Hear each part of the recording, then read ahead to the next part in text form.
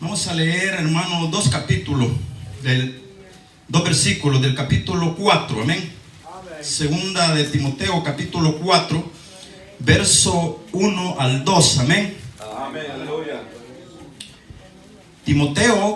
Segunda de Timoteo, capítulo 4, verso 1 al 2, amén.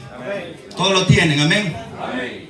Vamos a leer la palabra honrando al Padre, al Hijo y al Espíritu Santo. Amén. Y dice: te encarezco delante de Dios y del Señor Jesucristo, que juzgará a los vivos y a los muertos en su manifestación y en su reino, que prediquen la palabra, que instes a tiempo y fuera de tiempo, redarguye,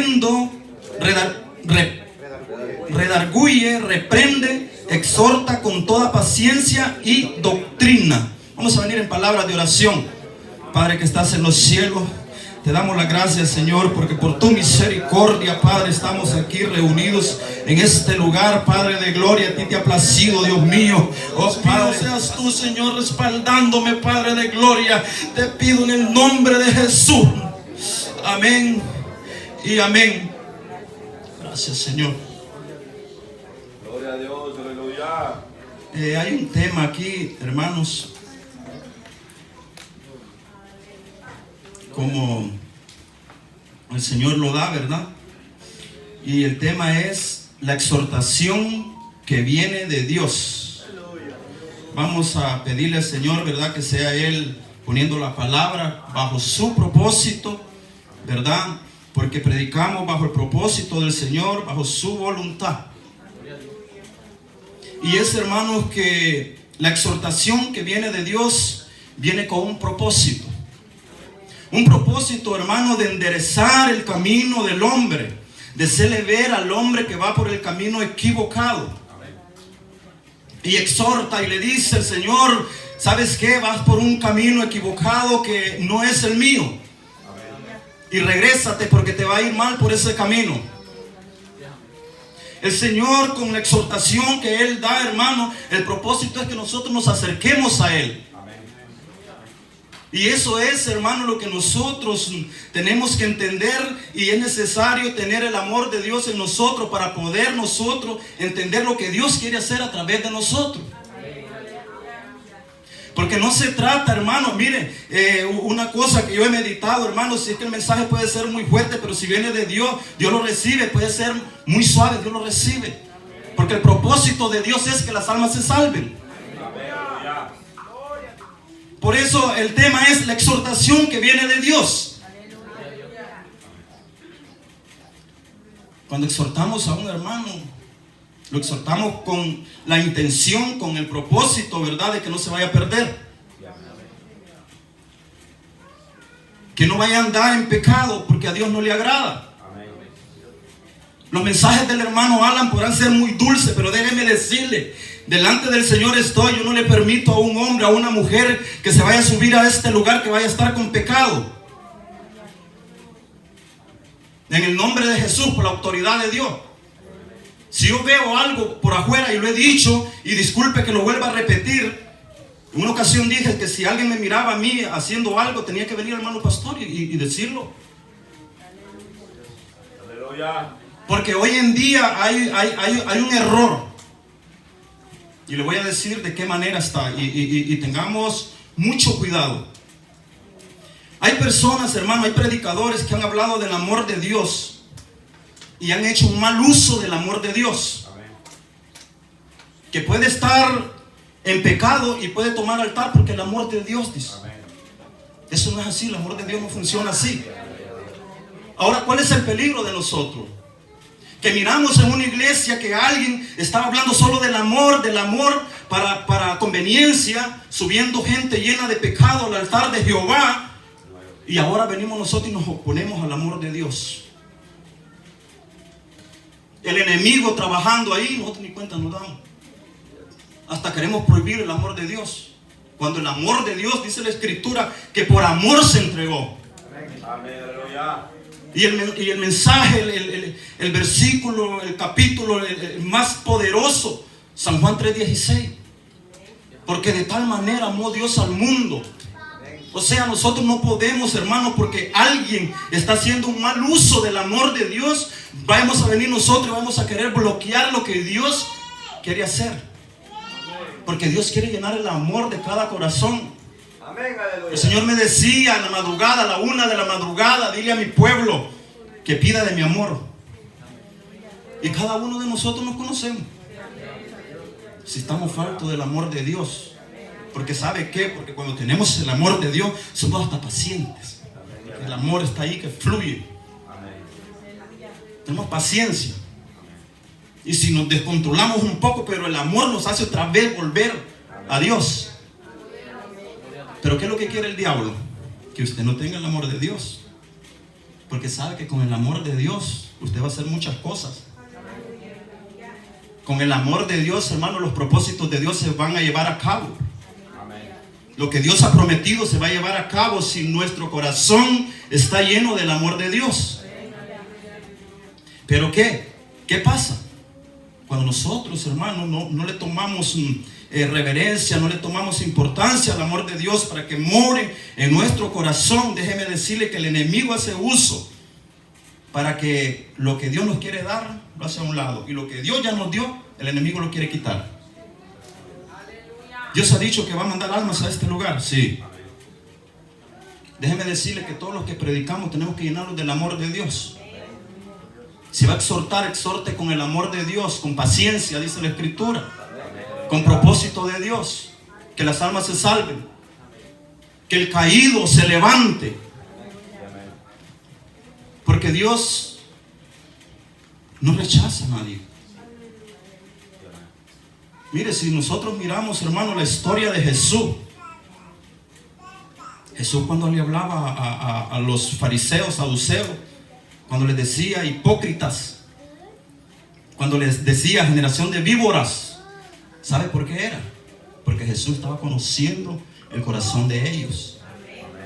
O sea, el Padre les revelaba qué es lo que estaban pensando estos pícaros sinvergüenza.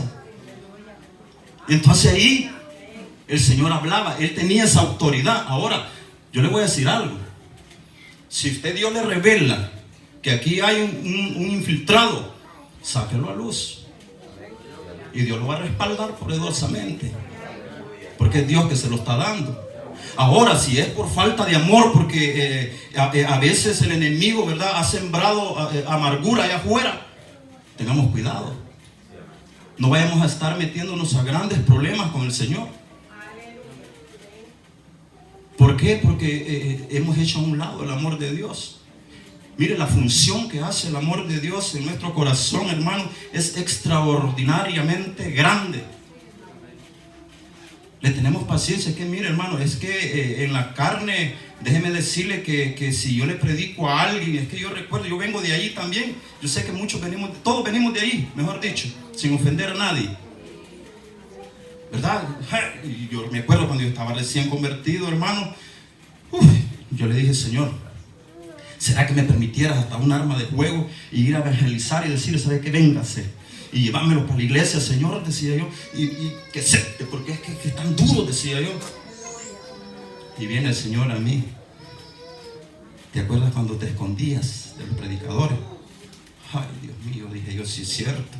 Y ahora yo tengo que comprender a aquel que se esconde también. Y tengo que tener amor de Dios para él, compasión para él. Porque Dios lo quiere salvar, pero él se está escondiendo. Dios tenía tiempo de quererme salvar a mí. Yo me acuerdo que venían predicadores especialmente a hablar conmigo. Yo los miraba, vienen aquellos hermanos, decía yo, y me iba por un ladito y me desaparecía. Porque yo sentía que cuando me hablaban, hermano, yo sentía que ya me convencían. Y yo, la verdad, que yo como que no quería ser cristiano. Y ese era el problema. A mí no me incomodaba de que me aburrí. No, es porque yo sentía algo dentro de mí. Yo me iba para mi casa, hermano, y me iba pensando, y en la noche ni podía dormir pensando en lo que ellos me habían hablado. Pero somos desobedientes. Pero mire la misericordia de Dios, aquí me tiene, ¿verdad? En su misericordia, en su amor, en su paciencia, alabado sea Dios, aleluya. Santo Dios. Me tuvo paciencia el Señor. ¿Por qué? Porque Él nos ama. Me esperó. Porque fácil hubiera dicho, bueno, ya ya te mandé un predicador, me rechazaste, ahora sabes qué, vas a morir y te vas a perder y ya estuvo, ¿verdad? Pero estamos en el tiempo de la gracia, como decía nuestro hermano, ¿verdad? Cuando aquellos 24,000 que fornicaron, ¿verdad? Fueron ahorcados. En este tiempo hubieran sobrevivido y no han tenido una oportunidad, ¿verdad? Ahora, si estuviéramos en el tiempo pasado, hermano, Dios mío, ¿qué pasara con nosotros? Porque hay muchas cositas que arreglar delante del Señor. ¿Y sabe qué? Lo importante es, hermano, que nosotros reconozcamos qué es la situación que hay dentro de nosotros que nos está molestando. Y Dios va a obrar. En su momento Dios va a obrar. Y lo podemos un día testificar aquí en este lugar y decir, ¿saben qué? Había una situación que me molestaba desde hace mucho tiempo. Yo le decía al Señor, quítalo de mí, porque esto no viene de ti. O sea, reconociendo que lo que sentía, lo que pensaba no venía de Dios. Y le pedía al Señor que le ayudara. Ahora, lo tremendo es cuando dejamos ese fluir adentro y lo hacemos como nuestro. Hay un peligro. Porque incluso podemos hasta predicar la palabra y podemos, hermano, es bien tremendo respaldar lo que vamos a hablar a través de nuestra carne. ¿Con cuántos versículos bíblicos? Y nos enojamos y la cosa que a Dios no le agrada eso. A Dios no le agrada. Dios quiere, hermano, que nos llenemos de su amor. Ahora le voy a invitar, hermano, que vayamos a 1 Corintios. Capítulo 13.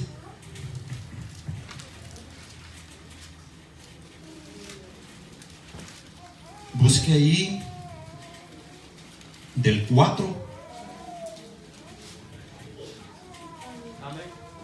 Amén. Corintios, 1 Corintios, capítulo 13, verso 4. Dice, hasta el 8 lo vamos a leer. El amor es sufrido, es benigno. El amor no tiene envidia. El amor no es fantasioso. No se envanece. No hace nada indebido. No busca lo suyo. No se irrita. No guarda rencor. No se goza de la injusticia, más se goza de la verdad. Todo lo sufre. Todo lo cree. Todo lo espera. Todo lo soporta. El amor nunca deja de ser. Pero las profecías se acabarán y cesarán las lenguas y la ciencia acabará, pero el amor de Dios se mantendrá. Somos salvos por el amor y misericordia de Dios. Tenemos que decirle al mundo entero que hay un Dios esperándole todavía. Tenemos que decirle a las almas que están atadas allá afuera, hermano, que el enemigo las tiene enlazadas en el alcohol, prostitución, están en las drogas, enredados allá. Tenemos que darle la palabra, como decía, ¿verdad? El canto, que es palabra de amor, que necesita, porque déjeme decirle, hermano, la gente de afuera está necesitada del amor de Dios. Se han sentido despreciados por su familia, rechazados, unos durmiendo en la calle, sin esperanza, esperando la muerte, deseando morir algunos quitándose la vida. ¿Por qué? Porque a veces nosotros, hermanos, no le llevamos la palabra del amor de Dios, bajo el propósito de Dios. Porque nosotros no predicamos el amor de Dios bajo nuestra propia manera, como lo hacen en algunos lugares, ¿verdad? Que lo que quieren, hermanos, es dinero, entonces están permitiendo. Y cuando incluso el que comete pecado dice, ¿sabe qué? Yo cometí una falta, hermano, y yo creo que yo no debo. No se preocupe, pero ¿sabe por qué? Porque está sacando dinero de su bolsa. Entonces, ¿qué es lo tremendo, hermano? Que nosotros vayamos a prestar atención a eso y digamos, no, pues la verdad que ya no debemos de hablar del amor de Dios, porque mire lo que está pasando allá, ¿no? Que Dios reprenda al diablo. Nosotros vamos a seguir hablando del amor de Dios. Nosotros vamos a seguir, hermanos, llenándonos del amor de Dios cada día, en su misericordia. Vamos a reprender en el nombre de Jesús toda cosa que se quiere oponer a la iglesia. Dios me hacía sentir que se viene una sacudida para la iglesia.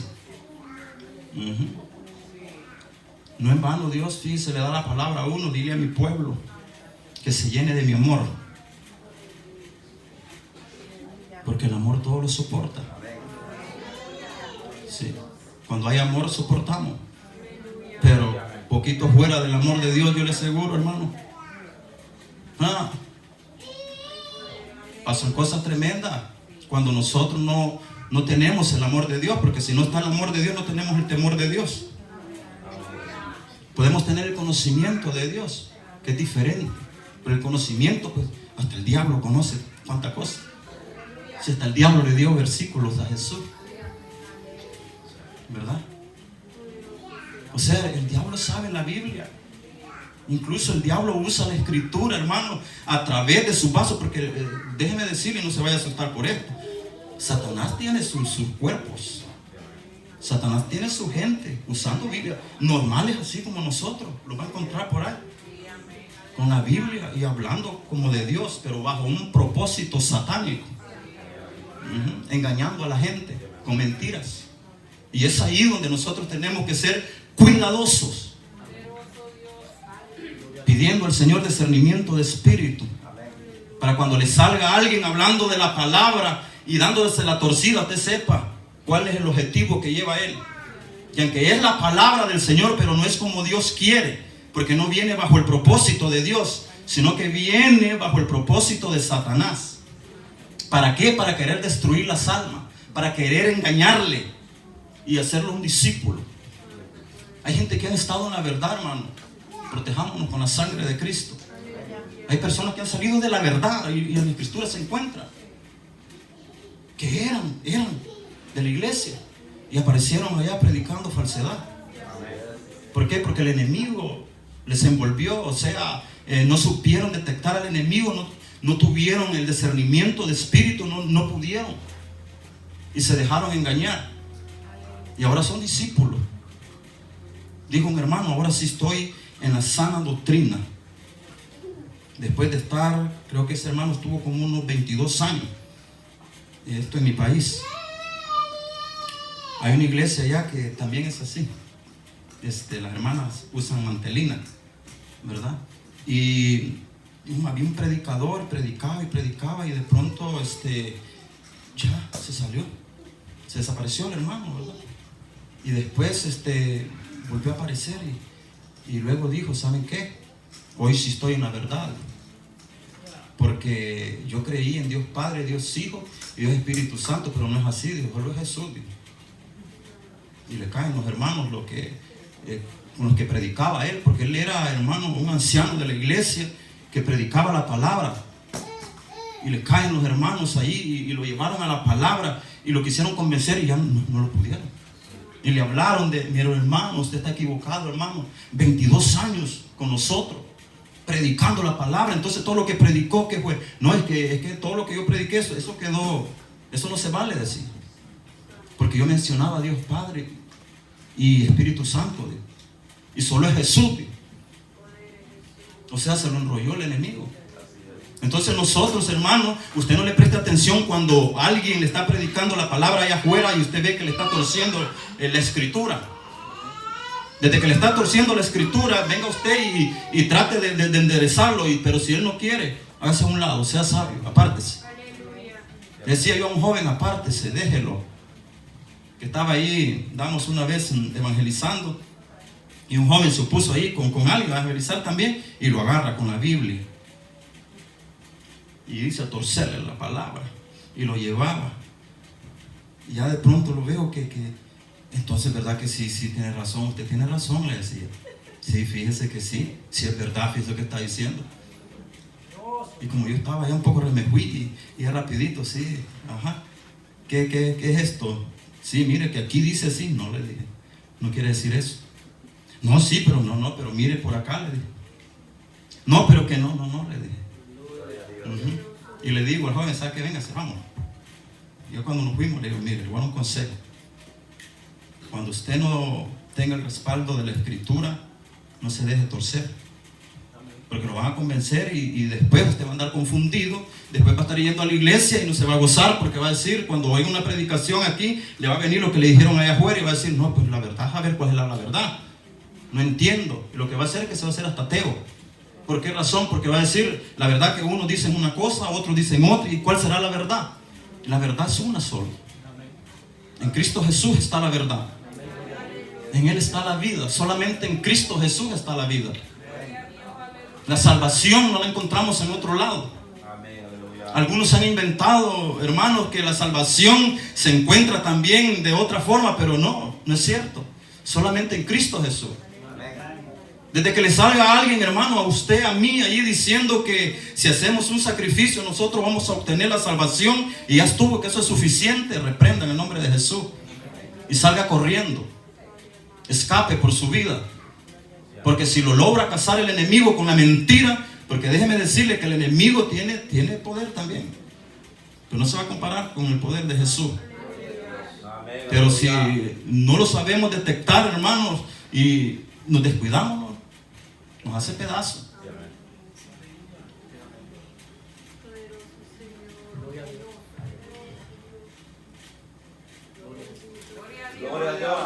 El poder en Jesús.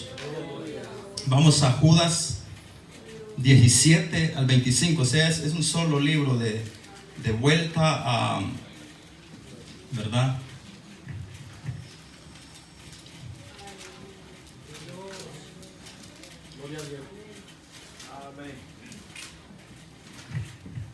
Hay poder en la sangre del Cordero. Gloria a Dios, aleluya.